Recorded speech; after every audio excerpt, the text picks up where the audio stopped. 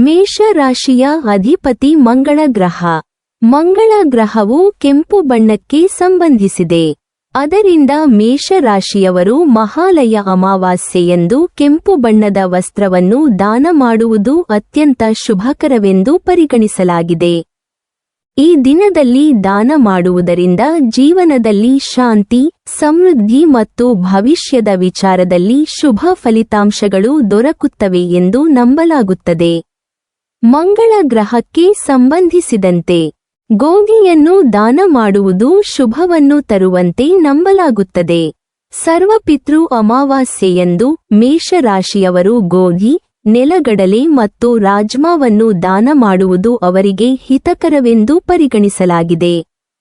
ಬೆಲ್ಲ ಕೂಡ ಮಂಗಳ ಗ್ರಹಕ್ಕೆ ಸಂಬಂಧಿಸಿದೆ. ಆದ್ದರಿಂದ ಬೆಲ್ಲವನ್ನು ದಾನ ಮಾಡುವುದರಿಂದ ವ್ಯಕ್ತಿಯ ಮೇಲೆ ಶುಭವರ್ಧನೆ ಆಗುತ್ತದೆ ಮತ್ತು ಜೀವನದಲ್ಲಿ ಸಮಸ್ಯೆಗಳನ್ನು ದೂರ ಮಾಡುವಂತೆ ಸಹಕಾರಿಯಾಗುತ್ತದೆ. ವೃಷಭ ರಾಶಿಯವರಿಗೆ ಶುಕ್ರ ಗ್ರಹವು ಅಧಿಪತಿಯಾಗಿ ಈ ರಾಶಿಯವರ ಬಾಳಿಗೆ ನೇರ ಪ್ರಭಾವ ಬೀರುತ್ತದೆ. ಶುಕ್ರ ಗ್ರಹವು ಬೆಳ್ಳಿ, ತಾಮ್ರ ಮತ್ತು ಹಿತ್ತಾಳೆ ಲೋಹಗಳೊಂದಿಗೆ ಸಂಬಂಧಿಸಿದೆ. ಆದ್ದರಿಂದ ವೃಷಭ ರಾಶಿಯವರು ಬೆಳ್ಳಿ, ತಾಮ್ರ ಅಥವಾ ಹಿತ್ತಾಳೆ ಪಾತ್ರೆಗಳನ್ನು ದಾನ ಮಾಡುವುದು ಬಹಳ ಶುಭಕರವೆಂದು ಪರಿಗಣಿಸಲಾಗಿದೆ.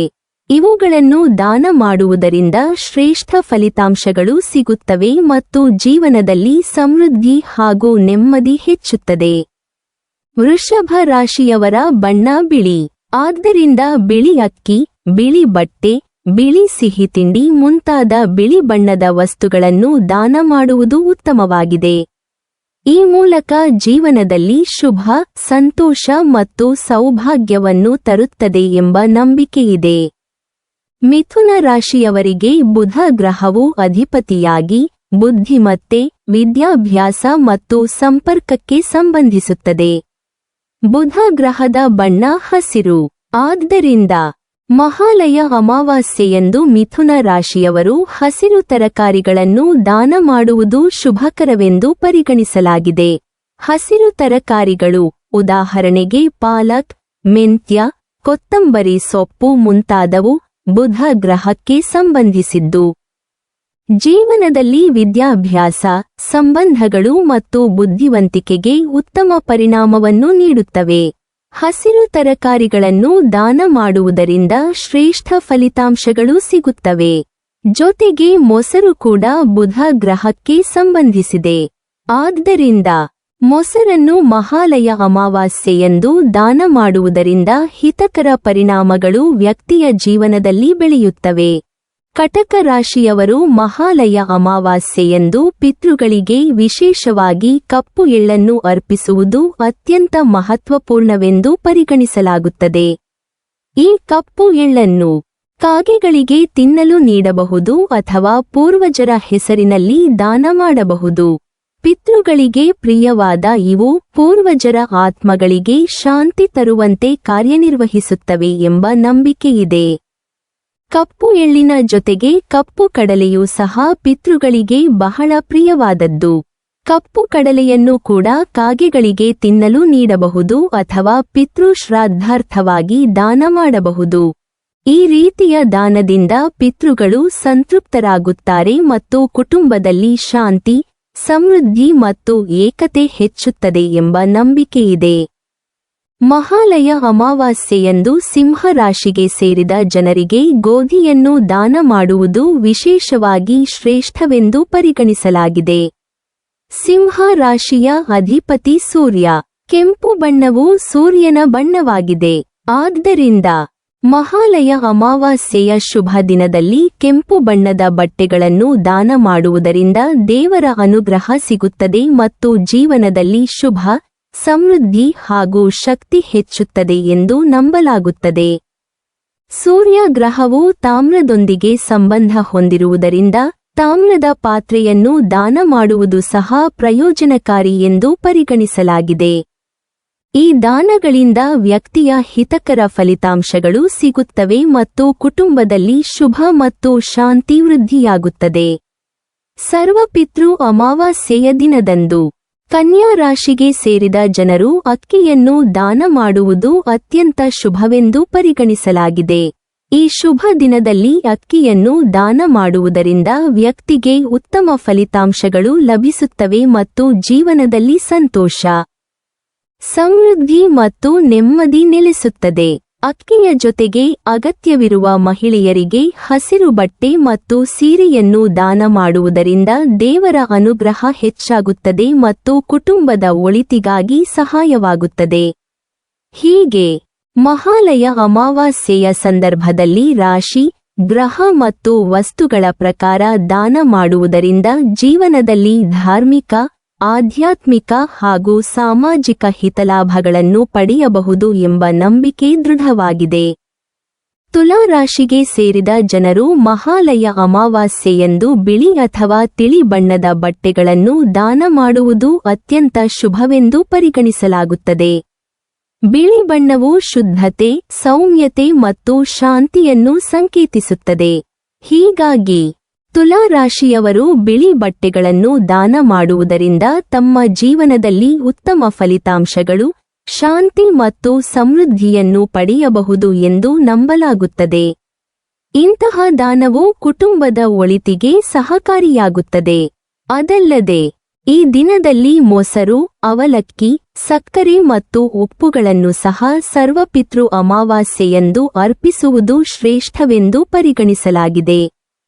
ಈ ರೀತಿಯ ದಾನದಿಂದ ಪಿತೃಗಳ ಅನುಗ್ರಹ ದೊರೆಯುತ್ತದೆ ಮತ್ತು ಜೀವನದಲ್ಲಿ ಸಮೃದ್ಧಿ ಹಾಗೂ ನೆಮ್ಮದಿ ವೃದ್ಧಿಯಾಗುತ್ತದೆ ಎಂಬ ನಂಬಿಕೆಯಿದೆ.